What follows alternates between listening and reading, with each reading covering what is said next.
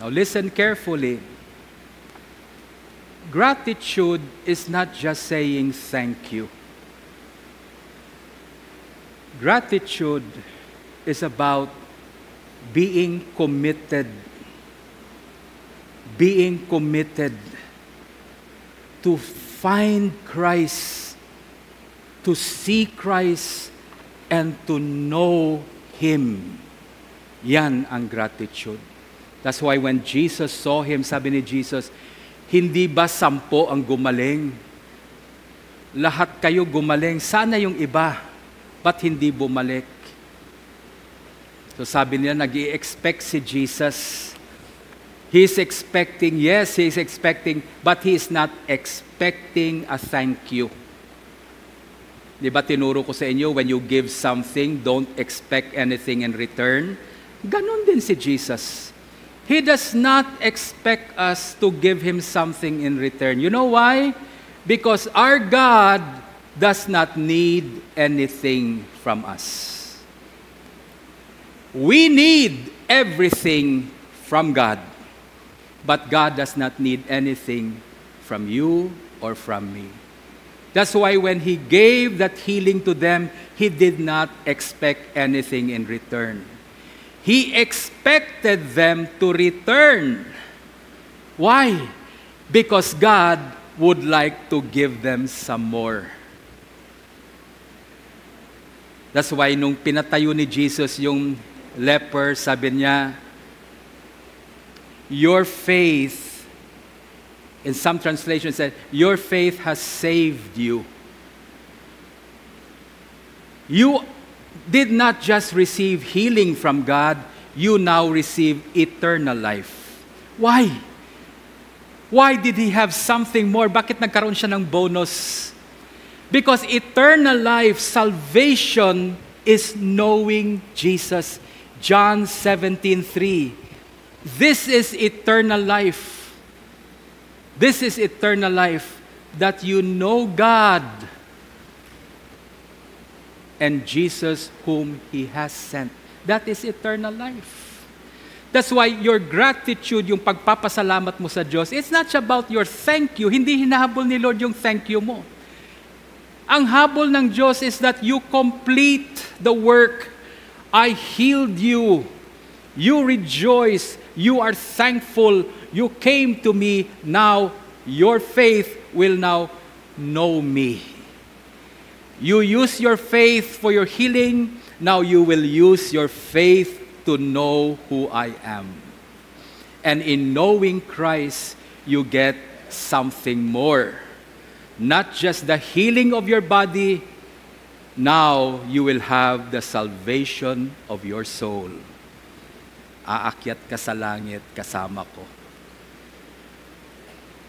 Do you understand what I'm saying? That is why every Sunday, bumabalik tayo sa simbahan.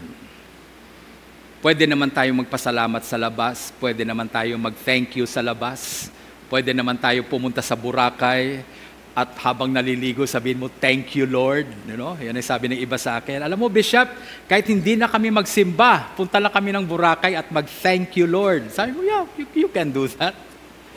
But there is something different when you commit and exert effort and sacrifice to come and see Christ and see Him. Where? In the sacrament of His body and blood, nagkikita kayo dyan. You see Him. Hindi mo makita sa Boracay yan. Hindi mo makita kung saan-saan yan. The sacrament is celebrated only in the church. And so you return. You go back every Sunday. What has God done for you this week? Anong ginawa ng Diyos sa iyo sa linggong ito? Think of that. The problem we have is this. Mas marami pa ang reklamo natin kaysa pagpapasalamat natin. Kaya hindi nagbabago ang buhay natin. We complain more than we give thanks to God. That's why our lives never change. That's why when you go home today, starting today, And every day you wake up, list down 5 things that you are grateful to God for. 5 things. When you wake up in the morning, you look at your children, you feel the love of your family, you write it down. Thank you, Lord, for the gift of family. The more you are mindful of the things God has given you, the more gratitude will enter your heart. And the more grateful you are and thankful you are, the more you will have the commitment, I will go back to God. I will always go back to God no matter. I will return to Jesus. Imperfect as I am, sinner as I am, I still go back because I am thankful. Itong sabi sa akin ng isang pare, hindi ko makakalimutan. Happy people are not all thankful. Okay? Happy people are not all thankful. But thankful people are all happy. Amen? Thankful people are happy people. That's why if you are thankful and you're cultivating that attitude of gratitude, mawawala yung pagrereklamo mo sa buhay. Mawawala yung murmuring at grumbling sa buhay. A person who always murmurs, ang taong reklamador, tinitingnan ko, alam ko, mas bilang niya ang wala siya kaysa meron siya. When someone murmurs and reklamo ng reklamo, sasabi ko, nako ito, nag-iisip na lang palagi ng kulang. Amen? Anong bilangin mo sa buhay? Hindi yung kulang. Bilangin mo yung meron ka. Yung iba nalulungkot, walang sapatos, bago. Lungkot na lungkot, wala akong bagong sapatos. Tingnan mo yung paa mo. Pasalamat ka, meron ka pa. Yung iba, wala ng paa. Amen? Amen? You are so caught up with the things you don't have that you murmur and complain. That's why your life doesn't change. Bishop, nalulungkot ako. Wala na akong lakas. Matanda na ako. Ang sinasabi ko palagi dyan, pag may nagre-reklamo sa akin, matanda na siya at wala ng lakas, ang sinasabi ko, at least maganda ka pa rin. Diba? Hindi ka ba natutuwa pag tingnan mo yung mukha mo sa mirror? Maganda pa rin. May ilong ka. May mata ka. May bibig ka. May mga tao ngayon, wala ng ilong. Wala ng bibig. Ikaw meron.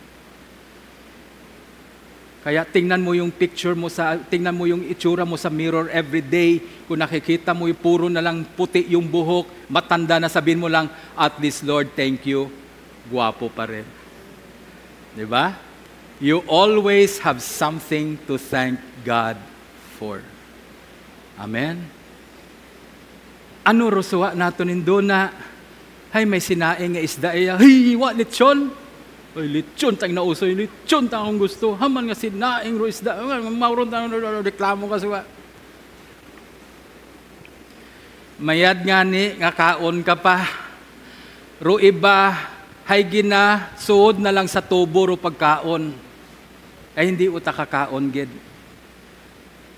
Amen? You should be grateful. Kahit isda lang yan, sinaing lang yan, magpasalamat ka kasi yung pagkain mo, nginunguya mo pa at nalasasahan mo pa. Yung ibang tao, yung pagkain, nilalagay na lang sa tubo. Gusto mo bang kumain sa tubo na lang? Walang gusto dito? Pareho tayong lahat. So be grateful to God, be thankful to God. Salamat Lord. Salamat sa isdang sinaing na to, kahit ito lang yung ulam namin. Thank you, Lord, nalalasahan ko yung asim nito. Amen? Be grateful. Then, list down 5 things every day when you wake up. Bago magreklamo sa Diyos, isulat mo muna yung 5 bagay na alam mo papasalamatan mo ang Diyos. You need to write these 5 things that you know you should be thanking God for. Write them down. Why? So that your mind will always be on the things you have which God provided, not on the things that you don't have. You do that practice every day. Pagdating ng Sabado, ng gabi, basahin mo yan lahat. Ang dami niyan. Kaya pag Linggo, when Sunday comes, maaga pa, maliligo ka na at sasabihin mo, balik ako kay Lord. Magpapasalamat talaga ako. Then this is where it happens when we come to church. We come here not because religious duty. No. We come here because we want to see Jesus. We want to see Him personally and really thank Him personally from our heart. What happens with that? When you do that, it builds relationship. Christ was expecting them to return. Christ is expecting you after His blessing. He's expecting you to come back to Him. Why? Because He wants to have a relationship with you. He wants you to know Him, not your thank you, not your gifts. He's not expecting any return from you. He expects you to return so that you will know Him more and better, and He will give you eternal life. Bagong buhay, bagong pananaw sa buhay, buhay na walang hanggan. Yun ang gusto niyang ibigay talaga. Amen.